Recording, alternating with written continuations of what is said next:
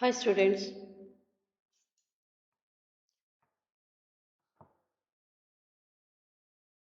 this is Devamani, lecturer, Sir Reddy College for Women, Yeluru. Subject Commercial Geography, topic Minerals and Mining in India.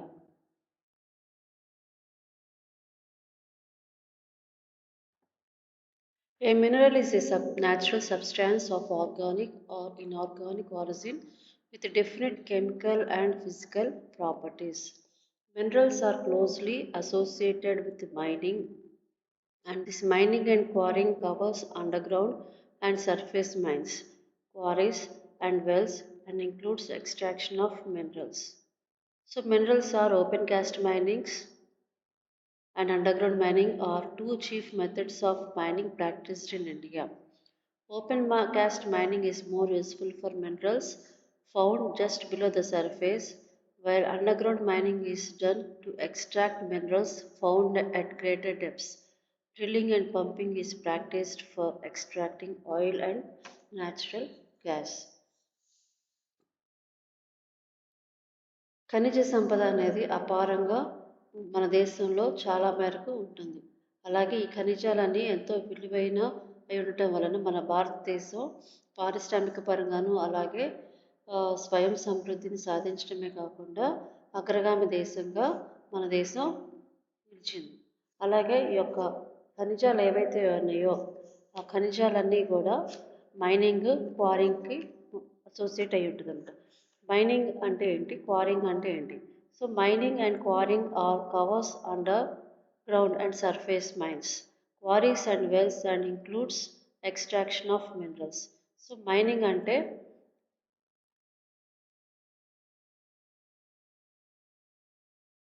భూమిని త్రవ్వటం లేదా గనులు త్రవ్వటం అనేది ఒక ప్రక్రియ అనమాట. సో ఈ యొక్క ప్రక్రియ ద్వారా ఏంటి మినరల్స్ ఏవైతే ఉన్నాయో భూగర్భంలో ఉన్న మినరల్స్ ఏవైతే ఉన్నాయో ఆ మినరల్స్ అన్నీ కూడా బయటికి తీస్తారు. అలాగే ఈ యొక్క బయటికి తీసిన మినరల్స్ ఏవైతే ఉన్నాయో వాటిని శుద్ధి చేసి తర్వాత వివిధ రకాలుగా వినియోగిస్తారు అన్నమాట. అలాగే గనులు మైనింగ్ మైనింగ్ త్రవ్వటానికి అనేక పద్ధతులు ఉన్నాయి. అవి ఈ యొక్క మైనింగ్ తవ్వటంలో రెండు రకాలుగా చెప్పవచ్చు. ఓపెన్ కాస్ట్ మైనింగ్ అంటారు, అలాగే అండర్ గ్రౌండ్ మైనింగ్ అంటారు, అంటే భూగర్భ మైనింగ్. సో భూగర్భ జలాలు కానీ వెలికి తీయటానికి మనం బోర్బావులు తవ్విన మాదిరిగానే చమురు లేదంటే సహజ వాయువులు వంటి వాటిని వెలికి తీయటానికి, అలాగే వేరే ఖనిజాలు ఏవైతే ఉన్నాయో వాటిని కూడా బయటికి తీయటానికి లోతుగా బావులు తవ్వుతారు అనమాట.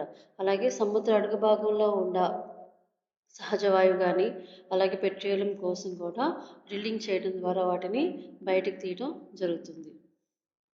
అసలు ఓపెన్ కాస్ట్ మైనింగ్ అంటే ఏంటి? సో ఓపెన్ కాస్ట్ మైనింగ్ అంటే భూమి ఉపరితలానికి అతి తక్కువ లోతులో ఉంటుందన్నమాట. అలాగే ఇవి అలా లోతు తీసే కొద్దీ ఆఖరి ఖనిజ వాయువు వరకు ఉన్న ఖనిజాలను ఏవైతే ఉన్నాయో అవన్నీ కూడా బయటికి తీయటం జరుగుతుందన్నమాట. సో అవి ఉత్పత్తి కూడా ఎక్కువగా ఉంటుంది. అలాగే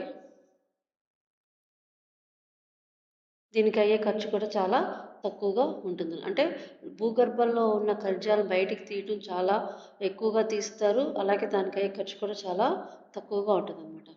నెక్స్ట్ అండర్ గ్రౌండ్ మైనింగ్ అంటే భూగర్భ మైనింగ్ అంటారు. సో ఇది భూగర్భ మైనింగ్ అంటే బాగా లోతుగా ఎక్కువ లోతు ఉండే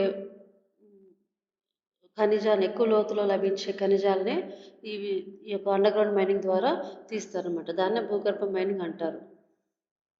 సో ఇందులో భూమిని బాగా లోతుగా తవ్వి అలాగే అక్కడ భూగర్భంలో ఉన్న సహజ వాయువు కానీ పెట్రోలియం కానీ ఏవైతే ఉన్నాయో వాటిని బయటికి తీస్తారన్నమాట. అలాగే ఈ యొక్క ఖనిజాలు ఏవైతే ఉన్నాయో అవి అత్యధిక స్థాయిలో ఉంటాయి. అలాగే దీనివల్ల ఎక్కువ లాభం కూడా ఉంటుంది. Next, classification of mineral resources. First one, metallic minerals. Metallic minerals are metals that are hard substance and conduct heat and electricity with characteristics of luster or shine. So, metallic minerals ante లోహ ఖనిజాలు అంటారు. So లోహ ఖనిజాలు అంటే ఇక్కడ కేవలం ఖనిజం మాత్రమే ఉంటది. అంటే ఇనుప ఖనిజం మాత్రమే ఉంటదనమాట. లోహపు ఖనిజాలు విద్యుత్తు మరియు వేడిగా కలిగి ఉండే ఒక దృఢమైన పదార్థాన్ని లోహపు ఖనిజాలు అంటారనమాట. అలాగే ఈ యొక్క ఖనిజం మెరిసే లక్షణాన్ని కూడా కలిగి ఉంటుంది. For example gold, silver, copper ఇవన్నీ కూడా ఎగ్జాంపుల్ కింద వస్తాయి. Next one characteristics of metallic minerals. Metallic minerals present a metallic shine in their appearance. So అంటే ఈ యొక్క ఈ యొక్క మెటాలిక్ మినరల్స్లో లోహం ఏదైతే మెటల్ ఉందో ఆ మెటల్ బాగా షైన్ అవుతుంది, అంటే మెరుస్తూ ఉంటుంది అనమాట. ఈ యొక్క మెటల్ అనేది బాగా మెరుస్తూ ఉంటుంది అనమాట. చూడంగానే మనకి జిగేరం అన్నట్టు మెరుస్తూ ఉంటుంది. Second one contains metals in their chemical composition. అంటే ఈ యొక్క మెటల్లో కెమికల్ కాంపోజిషన్ కలిసి ఉంటుంది, అంటే రసాయనిక కలిగి రసాయనం అనేది ఉంటుందన్నమాట. Third one potential source of the metal that can be got through mining. So గనుల త్రవ్వకం ద్వారా భూమి లోపల ఉన్న వనరుల ద్వారా ఇవి లభ్యమవుతాయి. అంటే భూగర్భంలో నుంచి ఈ యొక్క మెటాలిక్ మినరల్స్ అనేవి బయటకు తీయడం జరుగుతుంది. Fourth one metallic minerals contain metals in రా ఫామ్. ఈ యొక్క మెటల్లో ముడి పదార్థం రూపంలో లభ్యమవుతుంది అనమాట. ఇది యొక్క మెటల్ అనేది ముడి పదార్థం రూపంలో మనకి లభ్యమవుతుంటుంది అనమాట. Next one classification of metallic minerals.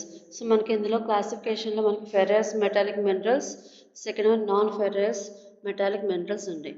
So ferrous metallic మినరల్స్లో ferrous minerals are those minerals that contain iron. Example iron ore, manganese and chromides. అంటే ఫెరస్ మెటాలిక్ మినరల్స్ కేవలం దాంట్లో ఉన్నది ఏంటిది అంటే ఐరన్ మట్టికి ఉంటుంది, ఐరన్ కంటెంట్ మట్టికే ఉంటుంది అనమాట. సో ఐరన్ ఓర్ ఇనుప ఖనిజాలు, మ్యాంగనీస్, క్రోమైడ్స్ అనేవి examples. Second one, non-ferrous metallic minerals. So non-ferrous metallic minerals are those minerals which do not contain iron. అంటే నాన్ ఫెరస్ మెటాలిక్ మినరల్స్ ఏవైతే ఉన్నాయో అందులో ఐరన్ కంటెంట్ అనేది ఇక్కడ ఉండదన్నమాట. సో ఐరన్ అనేది ఉండదు.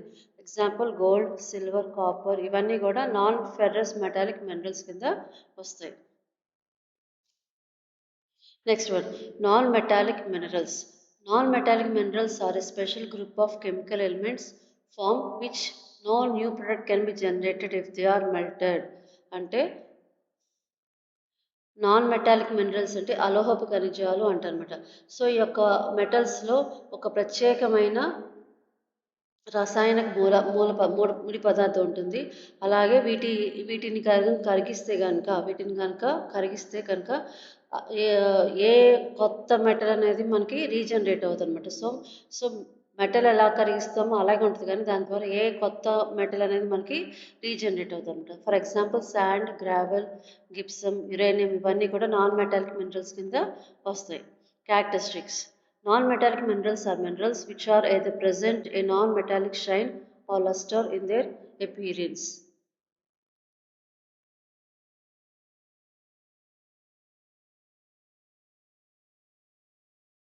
సో ఈ యొక్క నాన్ మెటాలిక్ మినరల్స్ ఏవైతే ఉన్నాయో అందులో లోహపు ఖనిజాలు అంటే అంటే అందులో ఎటువంటి మెటల్ ఉండవు అనమాట. చూడటానికి మెటల్గా ఉంటుంది కానీ మెటల్ టైప్లో ఉంటుంది కానీ సో అందులో ఎటువంటి మెటల్ అనేది మనకి కనిపించదు అనమాట.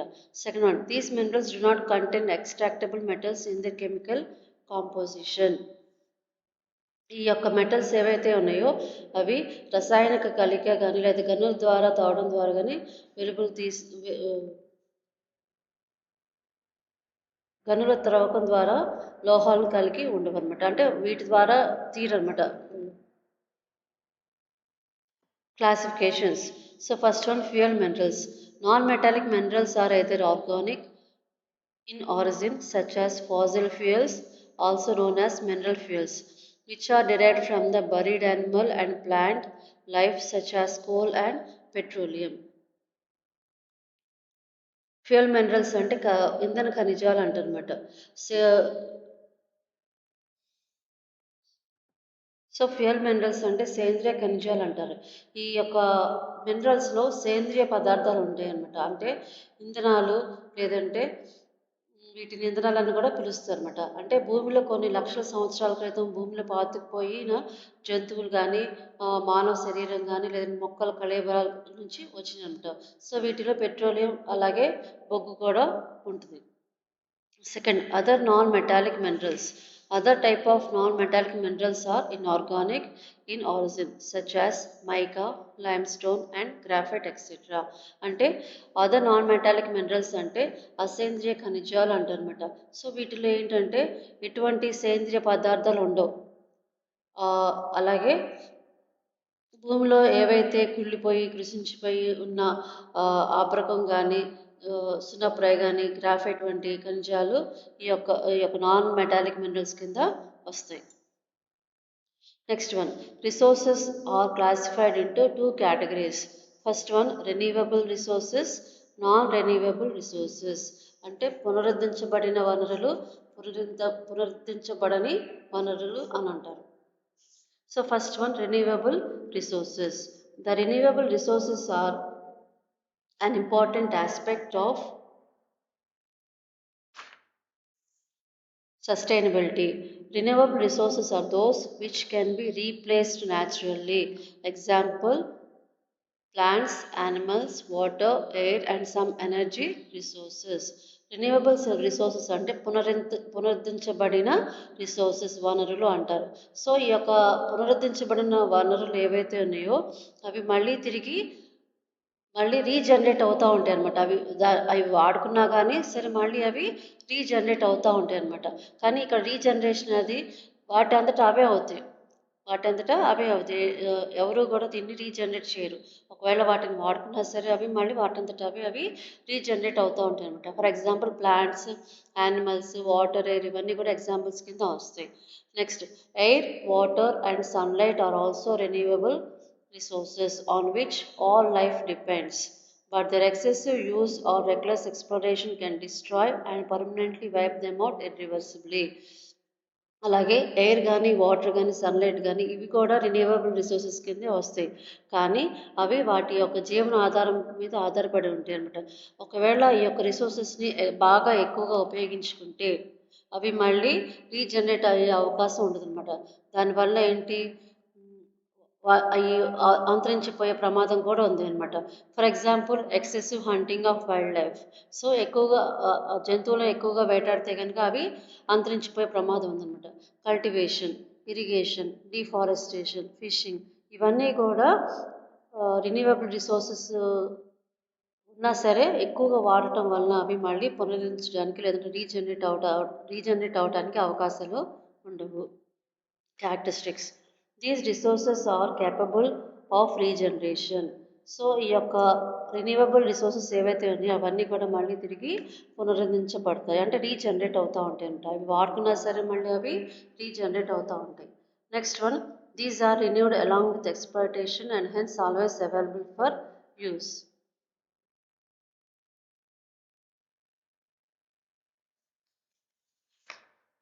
సో ఈ రిసోర్సెస్ అధికంగా ఉపయోగించినప్పుడు కూడా వీటిని భర్తీ చేసే అవకాశం ఉన్నందున అవి నిరంతరం వినియోగానికి అంటే ఇవి యూస్ చేసినా సరే అవి మళ్ళీ రీజనరేట్ అవుతూ ఉంటాయి కాబట్టి అవి సో ఎన్నిసార్లు అయినా ఉపయోగించుకునే అవకాశం ఉంటుంది.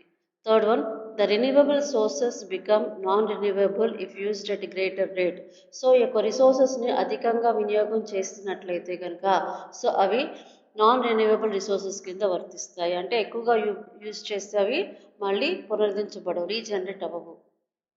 Fourth one, these resources comprise materials like food, timber, రా మెటీరియల్స్ ఎక్సెట్రా. సో ఏంటంటే ఇక్కడ ఫుడ్ కానీ లేదంటే టింబర్ చెక్క కానీ, రా మెటీరియల్స్ ముడి పదార్థాలు ఏవైతే ఉన్నాయో అవి ఈ యొక్క రిసోర్సెస్ కింద వస్తాయి అన్నమాట. అంటే రెన్యూవబుల్ రిసోర్సెస్ కింద వస్తాయి. నెక్స్ట్, నాన్ రెన్యూవబుల్ రిసోర్సెస్, పునరుద్ధరింపబడని వనరులు. Non renewable resources are used world wide to create electricity, heat, homes, power, vehicles and manufacturing goods. Non-renewable resources are only available in limited amount and are not easily replaced by nature. A non-renewable resources cannot be remade regrown or regenerated. అంటే non renewable resources అంటే పునరుద్ధరింపబడని వనరులు.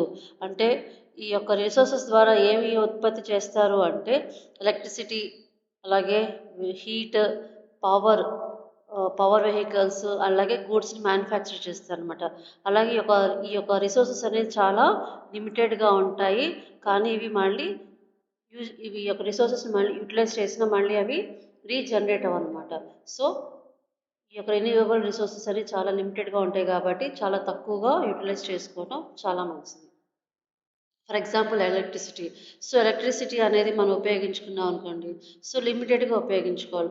అలా కాకుండా ఎక్కువగా utilise చేస్తే electricity అనేది మళ్ళీ మనకి రీజనరేట్ అవ్వడానికి చాలా ఖర్చుతో కూడుకున్నది, అలాగే చాలా టైంతో కూడుకుంది. సో ఈ యొక్క రిన్యూవబుల్ రిసోర్సెస్ ఏవైతే ఉన్నాయో అవి చాలా లిమిటెడ్గా ఉండి చాలా లిమిటెడ్గా యూస్ చేసుకోవాలన్నమాట.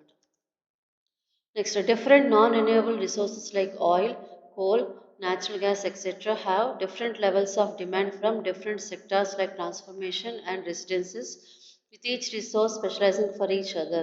అంటే ఆయిల్ కానీ గ్యాస్ కానీ ఇంకా బొగ్గు ఏవైతే ఉన్నాయో ఇవన్నీ కూడా వేటికుండే డిమాండ్ వాటికే ఉంటాయి అన్నమాట. సో ఇవన్నీ కూడా దేనికి ఉపయోగించుకుంటారు అంటే ఆయిల్ అనుకోండి, పెట్రోలియం ఉంది, ట్రాన్స్పోర్ట్కి ఉపయోగించుకుంటారు. అలాగే గ్యాస్ అనేది ఇంట్లో ఉపయోగించుకుంటారు, అలాగే ఫ్యాక్టరీస్లో ఉపయోగించుకుంటారు. అంటే ఏ ఉపయోగం దానికి ఉంటుంది అనమాట, దేనికి ఉండే డిమాండ్ దానికి ఉంటుంది అనమాట. Next, characteristics of non renewable resources. These are available only in finite quantities and hence termed as stock resources.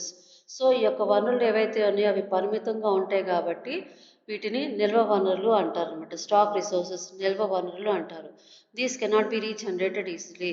So ఈ రిసోర్సెస్ అనేది మళ్ళీ పునరుద్ధరింపబడడం చాలా చాలా కష్టం.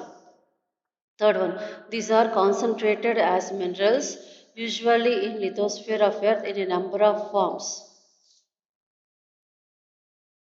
సో ఇవి భూమి లోపల ఉండే అనేక రూపాలలో ఉంటాయి అన్నమాట. అంటే భూమి లోపల ఈ యొక్క రిసోర్సెస్ ఉంటాయి కాబట్టి సో ఇవి అనేక రూపాలలో ఉంటాయి అన్నమాట. These may be solids, liquids, gases. So ఇవన్నీ కూడా ఈ యొక్క రిసోర్సెస్ అన్నీ కూడా ద్రవ రూపంలోను, అలాగే గ్యాస్ రూపంలోను, అలాగే లిక్విడ్ రూపం అంటే ద్రవ రూపం, లిక్విడ్స్ అంటే petroleum, gas, natural gas. So ఈ రూపంలో ఉంటాయి అన్నమాట. Fifth one, these substances remain as waste in some other forms after their use unless they are subjected to recycling. So ఈ వనరులు ఏవైతే ఉన్నాయో అవి వినియోగించిన తర్వాత రీసైక్లింగ్ ప్రయోజనాలకు వాడనట్లయితే అవి ఇతర రూపాలలో వ్యర్థాలుగా మిగిలిపోతాయి. అంటే ఈ యొక్క రిసోర్సెస్ ఏవైతే ఉన్నాయో అవి వాడుకున్నాక రీసైక్లింగ్కి ఉపయోగిస్తారు. అలా ఉపయోగించుకున్నట్టయితే అవి వేస్టేజ్గా మిగిలిపోయి ఉంటుంది అనమాట. సో ఇవి resources are renewable resources and non renewable resources. Hi students, this is Devamani, lecturer, Sir C.R. Reddy College, Eluru. Subject Commercial Geography, topic Classification of Minerals. A mineral is pure inorganic substance that occurs naturally in the earth crust. More than 2000 minerals have been notified and most of these are inorganic, which are formed by various combination of elements. However, a small portion of the earth crust contains organic materials consist of a single elements such as gold, silver, diamonds and sulfur. So mineral అనేది పూర్తిగా inorganic substance కింద ఉంటుంది. So ఈ యొక్క minerals అనేది భూమి అంతర్భాగాలలో ఉంటుంది. అలాగే భూమి అంతర్భాగాలలో 2000 పైనే మినరల్స్ అనేది ఐడెంటిఫై చేయడం జరిగింది. సో ఈ మినరల్స్ అన్నీ కూడా ఇన్ఆర్గానిక్ ఉన్నాయి, అలాగే ఆర్గానిక్ ఉన్నాయి అన్నమాట.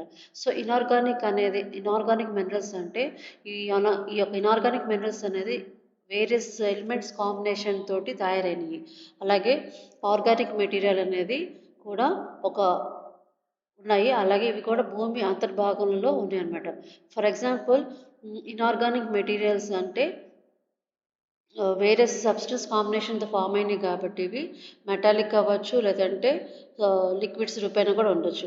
అలాగే ఆర్గానిక్ అనేది కూడా భూమి అంతర్భాగంలో ఉన్నది. కానీ ఇవి చాలా కొంతమేరే ఉన్నాయన్నమాట. ఎగ్జాంపుల్‌కి వచ్చేసి ఇవి గోల్డ్, సిల్వర్, డైమండ్ ఇవన్నీ కూడా ఆర్గానిక్ మెటీరియల్ కింద వస్తాయన్నమాట. So, the use of minerals depends upon its deposits. Some countries are rich in mineral deposits while others have no deposits. So, ఇక మినరల్ అనేది భూమి అంతర్భాగాలలో ఉన్నాయి. కానీ కొన్ని దేశాలలో ఈ యొక్క మినరల్స్ అనేది ఎక్కువగా ఉండటం జరిగినాయి. కానీ కొన్ని దేశాలలో ఈ యొక్క మినరల్స్ అనేది చాలా తక్కువగా ఉన్నాయన్నమాట. The following are the uses of different minerals at different levels of industrial and domestic purpose. First, mineral oil.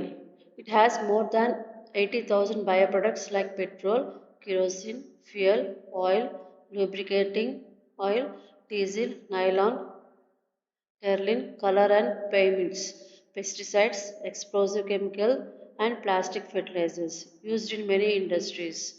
Minerals which are used for gems are usually hard. These are then set in various styles for jewelry. So mineral oil అంటే ఇవన్నీ కూడా ఈ యొక్క mineral oil అనేది 80,000 bio products కింద ఉన్నాయి. Example వచ్చేసి మనకి పెట్రోల్, కిరోసిన్, ఫ్యూయల్ ఇవన్నీ కూడా మినరల్ ఆయిల్స్ కింద వస్తాయి. సో ఇవన్నీ కూడా మోర్ దాన్ 80,000 బయో ప్రొడక్ట్స్ కింద ఉంటాయి అన్నమాట. సో ఇవన్నీ కూడా ఇండస్ట్రీస్లో ఉపయోగిస్తారు. అలాగే ఈ యొక్క మినరల్ ఆయిల్ జర్మ్స్ కూడా అంటే పొలాల్లో మందుకి కూడా ఇవి వాడటం జరిగిందనమాట. అలాగే ఇవి జ్యువెలరీస్ కానీ మెటల్స్ తయారు చేసేటప్పుడు కూడా వీటిని ఉపయోగించుకోవడం జరిగింది. Next chromites. It give hardness and electrical resistance to steel. It is used for bridges and railway carriages. It is also used as lining, metallurgical for surfaces and for making for engineering tools and stainless steel etcetera. So chromites అనేది చాలా గట్టి పదార్థం అనేది ఎక్కువగా steel రూపేణ ఉంటుంది అన్నమాట. స్టీల్గా ఉంటుంది అంటే స్టీలే గట్టి పదార్థంగా ఉంటుంది అన్నమాట. అలాగే ఈ యొక్క క్రోమైట్స్ అనేది ఎక్కువగా బ్రిడ్జెస్కిను అలాగే రైల్వే వాటికి ఉపయోగించుకుంటారు. Next one, iron ore, mainly used in iron and steel making, construction and transport industry. So ఈ యొక్క ఐరన్ ఓర్ అనేది దేనికి ఉపయోగించుకుంటారు అంటే ఐరన్ తయారు చేయడానికి, స్టీల్ తయారు చేయడానికి ఉపయోగించుకుంటారు. అలాగే కన్స్ట్రక్షన్ పర్పస్కి, ట్రాన్స్పోర్టేషన్ కూడా ఇవి ఉపయోగించుకుంటారు అనమాట. కాపర్ అంటే రాగి, making electrical wires and other electrical appliances especially switches that carry current, also used in making alloys, water pipes and tax. So copper అంటే రాగి. సో ఈ యొక్క కాపర్ అనేది ఎక్కువగా ఎలక్ట్రిసిటీ వైర్స్లో ఉపయోగిస్తారు. అలాగే ఎలక్ట్రిసిటీ పరికరాలు ఏవైతే ఉంటాయో వాటిలో కూడా ఈ యొక్క రాగిని ఉపయోగిస్తారు అన్నమాట. అలాగే కాయిన్స్ కానీ లేదంటే పాత్రలు ఎసెన్షియల్స్ కానీ ఎసెన్షియల్స్ కూడా ఉపయోగించుకుంటారు అనమాట. కాపర్తో తయారు చేసే ఎసెన్షియల్స్ కూడా ఉంటాయి దానికి. Next one, manganese. So used in making dry batteries and paints. It is a vital alloy and it is used in steel making, flags and flash bulbs. So ఇక్కడ ఈ యొక్క మ్యాంగనీస్ అనేది ఎక్కువగా బ్యాటరీస్లో ఉపయోగిస్తారు. అలాగే కెమికల్ పరిశ్రమల కెమికల్ ఎక్స్‌ప్లాయిటేషన్ ఏవైతే ఉన్నాయో వాటిలోనూ, అలాగే ఎలక్ట్రికల్, అలాగే మినరల్స్‌లో కూడా మినరల్ ఇండస్ట్రీస్‌లో కూడా వీటిని మ్యాంగనీస్‌ని ఉపయోగించడం జరుగుతుంది. Bauxite. Aluminum is mainly obtained from bauxite and is a valuable metal used in aeronautical engineering, chemicals, color and paints, electrical goods, railway coach, bus and motor coach, electrical wires, utensils, furniture, doors and windows, coins and image making industry, and also used for tins, cans, etc. and many other products. So bauxite అంటే ఏంటంటే మనకి జనరల్గా చెప్పాలంటే aluminium.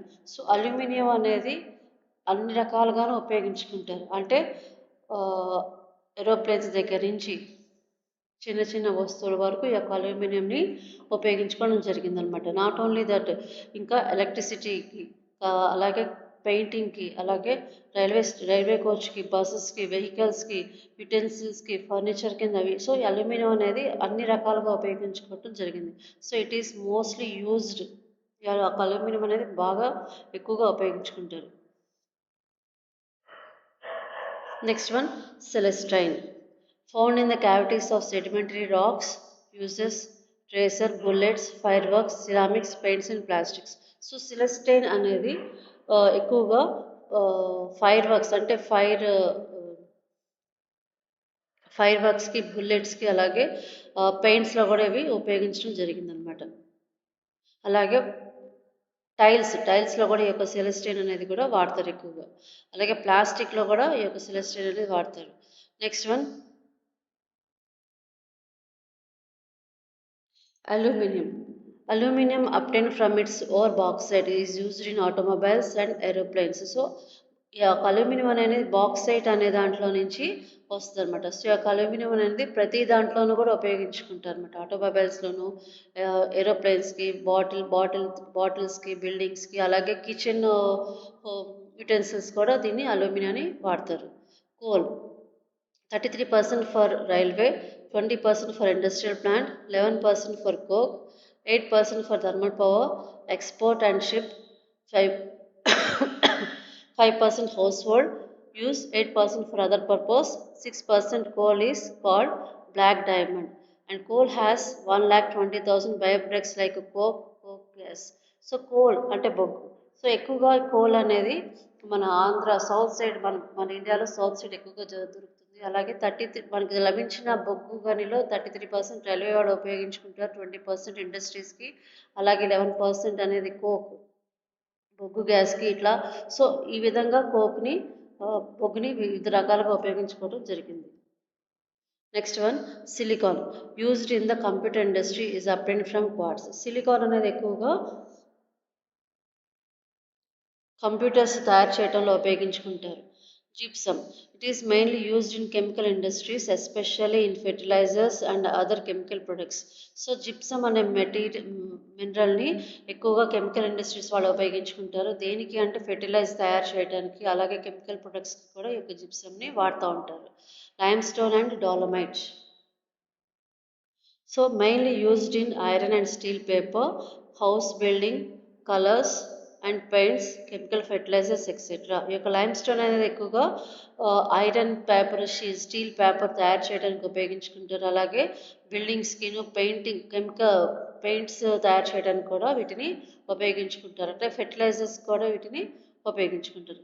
And the last one mica mainly used in electrical goods decoration, colour and paints, aeronautical engineering, motor transport, medicinal presentation, ornaments etcetera. So ఈ యొక్క mica అనేది దేనికి ఉపయోగిస్తారు అంటే ఏరోనాటిక్స్ అంటే ఏరోప్లేన్స్కి కలర్స్ వేయడానికి, అలాగే మోటార్ ట్రాన్స్పోర్టేషన్ ఉన్నాయి కదా వాటికి కలర్స్ వేయడానికి ఈ యొక్క మైకా అనేది ఉపయోగించుకోవడం జరిగింది. So this is the classification of the minerals.